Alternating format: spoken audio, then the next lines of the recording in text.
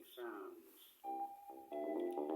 Now the doomed and annoying documentarian went to ye shop in ye park to get ye black tea and maybe ye scone. A studenty-looking bloke with a beard and a tape recorder and microphone was prodding bushes nearby and trying to get sounds of birdsong, or maybe people copulating when it was a bit early for that.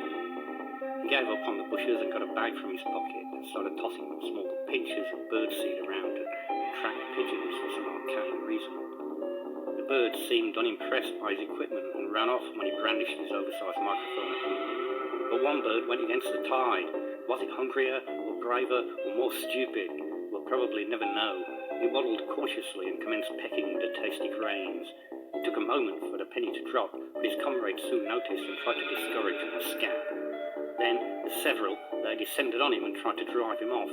They should have known that if he'd been mad enough to try it in the first place, he must be desperate enough to fight for it now. But no, it all escalated horribly, and before you knew it, they were all pecking the poor little blighter's head in. It was like a horrible perversion of that Edgar Broughton banger, Evening Over Rooftops, off of the Meat album. Mind you, the bloke with a tape recorder ogled the horrible spectacle aghast and rooted to the spot.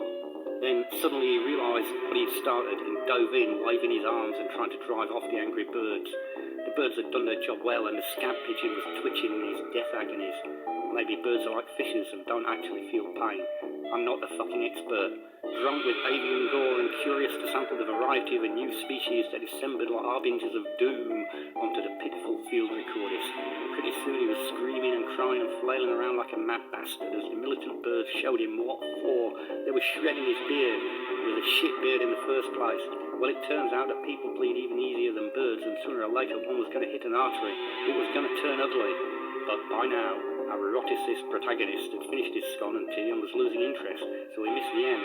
Last thing he thought, he was pecking the poor fucker's eyes out. Fucking hell, who'd want to work in a casualty department?